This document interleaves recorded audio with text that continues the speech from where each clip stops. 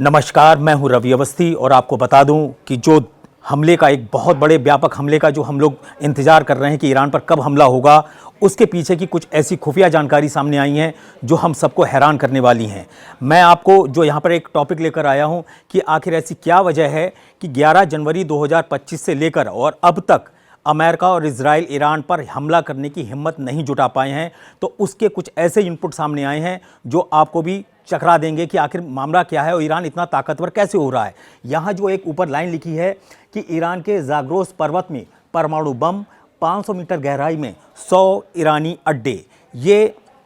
कोई कहते हैं ना लफबाजी नहीं है, ये कोई ऐसा छुपा हुआ आंकड़ा नहीं है जिसके बारे में अमेरिका या इजराइल को नहीं पता है। यहाँ पे हैरान करने वाली बात ये है कि ट्रंप जो बार बार म्याद दे रहे हैं ना, कि समय सीमा दे रहे हैं कि मैं आपको 10 दिन देता हूँ, अब बोल रहे हैं कि मैं 10 से 15 दिन देता हूँ। आखिर ट्रंप बार बार वक्त क्यों दे रहे हैं ईरान को, क्यों बार बार वो बातचीत के लिए लगातार दबाव डाल रहे हैं ईरान के ऊपर? इसके पीछे की कुछ ऐसी चीज़ें सामने निकल के आई हैं जो आपको हैरान करेंगी। मैं पूरी डिटेल में जाऊंगा, उससे पहले आप अभी की 5 मुख्य बड़ी खबरें इससे जुड़ी समझ लीजिए। पहली ये है कि ईरान ने बहुत बड़े पैमाने पर मिसाइल युद्ध की तैयारी की है और ऐसे दावे किए जा रहे हैं कि 12 घंटे के अंदर फुल ऑटोमेटिक कहते हैं ऑटोमेटिक जो मोड है उसमें ईरान की मिसाइलें दागना शुरू की जाएंगी। और ऐसे दावे किए जा रहे हैं कि 12 घंटे के अंदर 500 से 1000 मिसाइलें ईरान आसानी से दाग देगा। और इसकी जो मिसाइल सिटीज़ हैं, जिसके अंदर आपको मैं बताऊं करमान शाह जो उनका एक बहुत बड़ा प्रांत है, उसके अंदर सबसे ज़्यादा मिसाइल सिटी बताई जा रही हैं और जिसमें खुर्रम शहर मिसाइल को भी वहीं किसी इलाके में तैनात किया गया है, ऐसी खबरें हैं। अभी सबसे बड़ा चैलेंज और सबसे बड़ा जो दुविधा है पूरी दुनिया के सामने कि आखिर इजराइल और अमेरिका किस बात का इंतजार कर रहे हैं। तो उसके पीछे जो मोसाद और CIA की रिपोर्ट्स आई हैं, उनके मुताबिक ईरान पर अगर हमने छोटा हमला किया या सिलेक्टिव चुने हुए ठिकानों पे हमला किया तो ईरान का जो पलटवार होगा उसको सहन करना इजराइल और अमेरिका के बस की बात नहीं होगी। ये रिपोर्ट में बहुत क्लियर कट आ चुका है और इसीलिए पेंटागन जो है वो फूंक फूंक कर कदम रख रहा है। इसीलिए वॉशिंगटन DC में जो गाजा पीस प्लान बोर्ड का जो एक बहुत बड़ी मीटिंग हुई, उसमें ट्रंप ने आज क्या बोला? उन्होंने बोला कि हम फिर से बोल रहे हैं कि हम ईरान को 10 से 15 दिन का वक्त दे रहे हैं। अगर वो परमाणु समझौता नहीं करता है, वो अपने परमाणु प्रोग्राम को बंद नहीं करता है, तो हम एक बहुत ही विनाशक हमला करेंगे। ये जो ट्रंप की तरफ से धमकियां दी जा रही हैं, इसके पीछे युद्ध की मंशा कम है, डराने की मंशा ज़्यादा है, यानी कि एक तरीके की बंदर घुड़की। और दूसरी तरफ जो ईरान के सुप्रीम लीडर हैं अली खामनेई, उन्होंने सीधा बोला है कि अगर ट्रंप को लगता है कि उनका युद्धपोत अब्राहम लिंकन या गेरार्ड फोर्ड जो बिल्कुल पास में आ चुके हैं, USS गेरार्ड फोर्ड ईरान से कुछ ही कहते हैं ना करीब 200-300 किलोमीटर की दूरी पर अब्राहम लिंकन पहुंच चुका है, अगर वो ऐसा सोचते हैं कि वो ईरान को इन युद्धपोतों से डरा लेंगे, धमका लेंगे, तो ये उनकी बहुत बड़ी भूल होगी। हम एक एक खबर के ऊपर चलते हैं। सबसे पहले हम आपको ये बता दें कि ईरान की घेराबंदी करने के लिए अमेरिका और इजराइल ने अब तक क्या क्या किया है। पहली खबर इसमें यह है कि ईरान के लगभग 12 से 15 युद्धपोत जो ईरान है उससे करीब 150 से 200 किलोमीटर के दायरे में फैल चुके हैं। कुछ फारस की खाड़ी में हैं, कुछ अरब सागर में हैं, कुछ ओमान की खाड़ी की तरफ हैं। तो इस तरीके से उन्होंने प्लानिंग की है कि अगर अचानक ईरान बहुत बड़ा मिसाइल अटैक करता है, जिसको बोलते हैं मधुमक्खी अटैक, यानी कि झुंड स्वयं कहते हैं एक बहुत बड़ा एक साथ मिसाइलों का जो झुंड आता है, उसको रोकने के लिए क्या करें। तो अभी अमेरिका हमले से ज़्यादा हमला करने से ज़्यादा ईरान के हमले से बचने की तैयारी में जुटा हुआ है। और उसके लिए सबसे बड़ा चैलेंज ये है कि जितने भी खाड़ी में उसके मित्र देश हैं, जिसमें सऊदी अरब हो गया, कतर हो गया, जॉर्डन हो गया, इन सब का कहना है कि आप हमला करिए, लेकिन याद रखिए कि ईरान के पलटवार से हमको बचाइए। अगर आपने उस पर अटैक कर दिया और उसने उसके जवाब में ईरान ने अगर हमारे ऊपर हमला किया तो हम नहीं बचेंगे। इसके पीछे की तैयारी की सबसे बड़ी वजह यह है कि ईरान ने जो जून 2025 का युद्ध हुआ था 12 दिन का, उसमें यह सबक लिया है कि हमको रिटेलिएट यानी कि पलटवार करने में ज़्यादा वक्त लेना ही नहीं है, हमें मौका ही नहीं देना है। और इसीलिए जो उसकी लेटेस्ट अभी जितनी भी मिसाइलों का जो नया जखीरा उसने तैयार किया है, उसमें लोग बताते हैं कि 1800 से 2000 नई मिसाइलें बिल्कुल तैयार हैं। कुल मिलाकर IRGC जो ईरान का सुरक्षा बल है, उसने क्लेम किया है कि हमारे पास 5000 से ज़्यादा बैलिस्टिक और क्रूज और हाइपरसोनिक मिसाइलें हैं जो पूरी तरीके से युद्ध के लिए तैयार हो चुकी हैं। अब हम खबर पे आते हैं कि एक तो ईरान को युद्धपोत के थ्रू घेरा गया है पूरी अच्छे तरीके से। दूसरा इंपॉर्टेंट क्या है कि अमेरिका ने क्या किया है, कतर और जॉर्डन के जो एयरबेस हैं वहाँ पर अचानक बहुत बड़ी तादाद में अपने फाइटर जेट्स को तैयार किया है, जिसमें आपको पता ही है कि F-35 हो गया, F-22 रैप्टर जिसको कहते हैं कि शिकारी होता, बहुत ही महंगा और बहुत ही एडवांस जेट माना जाता है, और उसमें एक है F-15E। ये सारे विमान जो हैं ये जॉर्डन और कतर के बीच में अपनी अपनी जगह पे सेट हो गए हैं। कुल मिला के स्थिति ये है कि यूरोपियन कंट्रीज़ में भी जो अमेरिका के फाइटर जेट्स हैं वो तक अब मिडिल ईस्ट में आ चुके हैं, और उसमें बहुत बड़ी तादाद में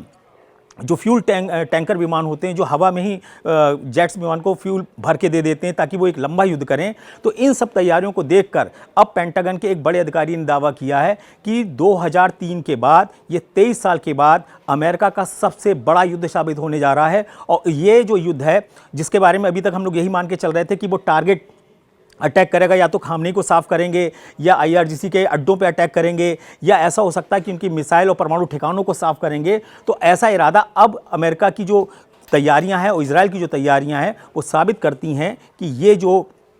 तैयारियां हैं वो हाई लेवल पर हैं और एक लंबे युद्ध की है। ये ऐसा नहीं है कि 8 या 10 दिन का युद्ध होगा, ये कई हफ्तों का भी हो सकता है और कई महीनों का भी हो सकता है। और ये साबित हो चुका है कि हमास जो गाज़ा में युद्ध हुआ उसमें भी लोगों ने देखा कि हमास आज भी छोटे मोटे अटैक करता रहता है इजराइल के ऊपर। तो इससे सबक लेकर जो तैयारियां की गई बहुत ही व्यापक हैं। सबसे हैरान करने वाली बात यह है कि जैसे ही ट्रंप और नेतन्याहू अपना एक पासा फेंकते हैं, दूसरी तरफ से जो ईरान का पासा आता है वो ऐसा आता है कि ये लोग चकरा जाते हैं कि आखिर ऐसी क्या चीज़ है ईरान के पास, उसकी मुट्ठी में ऐसी क्या चीज़ बंद है जो वो डरने की जगह बम दिखा देता है। अब जो आपको बताएं, जो दक्षिणी ईरान के अंदर एक भूकंप की बात आई कि भाई रिएक्टर पर उसकी तीव्रता 5.5 की रही है, उसके बारे में अब कुछ रिपोर्ट्स में दावा किया गया है कि देखिए ये बुशर शहर, जो बुशर परमाणु अड्डा है, वहाँ से है तो 300 किलोमीटर दूर भूकंप का जो केंद्र बताया जा रहा है, लेकिन दावा किया जा रहा है कि बुशर जो परमाणु अड्डा है वो रूस के सहयोग से ईरान आज भी चला रहा है, और शायद ईरान का इकलौता ऐसा परमाणु अड्डा या परमाणु संयंत्र है जहां आज भी बड़ी तादाद में रशियन वैज्ञानिक और अधिकारी वहां पे मौजूद हैं, और उनकी संख्या 100 से ज़्यादा बताई जाती है। तो बुशर परमाणु जो अड्डा है वहाँ पे रूस और ईरान के जो वैज्ञानिक और अधिकारी हैं और जो वहाँ के जो इंजीनियर्स हैं उनके बारे में ऐसा दावा किया जा रहा है कि शायद कोई ऐसा भूमिगत परमाणु परीक्षण किया गया है जिसकी धमक से 5.5 तीव्रता का ये भूकंप का झटका महसूस किया गया है। अगर भूकंप का झटका ही 5.5 का रहा है और उसमें अगर परमाणु परीक्षण वाली बात सही साबित हो जाती है तो आप ये मान के चलिए कि ईरान ने नहले पे दहला मार दिया है। और ट्रंप ने इस परीक्षण के बाद से जो उनका टोन था हमला करने वाला, उसमें बहुत ही अचानक नाटकीय परिवर्तन आए हैं। रिपोर्टर ने उनसे 3 या 4 बार सवाल किया ट्रंप से कि आप ईरान पर हमले की क्या तैयारी कर रहे हैं, ईरान पे हमला कैसे हो सकता है, ईरान पर कितना बड़ा हमला होगा। तो उन्होंने क्या किया, हमले की जगह उन्होंने बोला कि हमने बातचीत को तवज्जो दी है और अभी मैं आपके सवालों का जवाब नहीं दूंगा। यानी कि ट्रंप ने हमले की जगह ये बताने की कोशिश की कि जो अमेरिका है वो बातचीत के लिए पूरी तरीके से तैयार है और आज भी वो बातचीत के लिए व्याकुल है। यानी कि कहने का मतलब ये है कि जो ट्रंप 14 फरवरी को बोल रहे थे कि हमें बहुत ज़रूरी है कि हम ईरान से सत्ता का परिवर्तन कर दें, यानी कि सत्ता को अगर हम समाप्त कर देते हैं खामनी की, तो ये हमारे लिए बहुत ज़बरदस्त होगा। लेकिन जैसे ही ये भूकंप आया,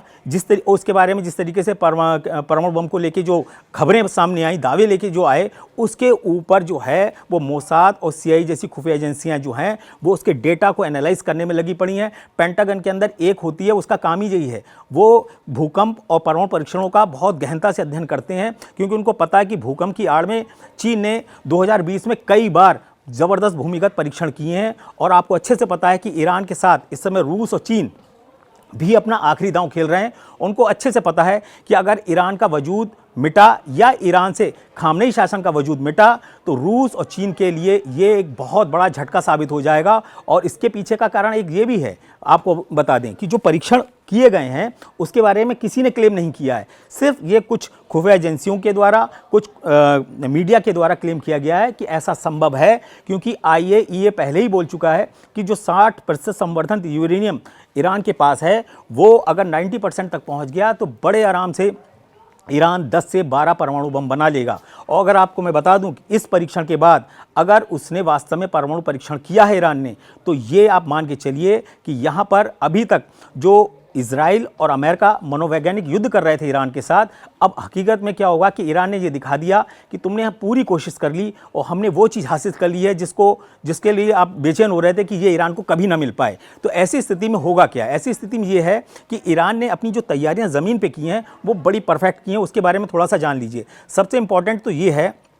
कि CIA मोसाद ने एक रिपोर्ट तैयार कर अपनी सरकारों को दी है और जिसकी कुछ जानकारी बाहर भी लीक की गई है जानबूझकर। और उसमें यह बताया गया है कि बड़ा युद्ध करने के लिए इसलिए बहुत ज़रूरत है कि छोटे युद्ध में ईरान को समाप्त ही नहीं किया जा सकता और ना ही हम अपने लक्ष्य हासिल कर पाएंगे। जैसे जून 2025 में ना अमेरिका उसको हासिल कर पाया और ना ही ईरान, ना ही इजराइल। तो उसमें क्या हुआ था, 12 दिन का युद्ध हुआ।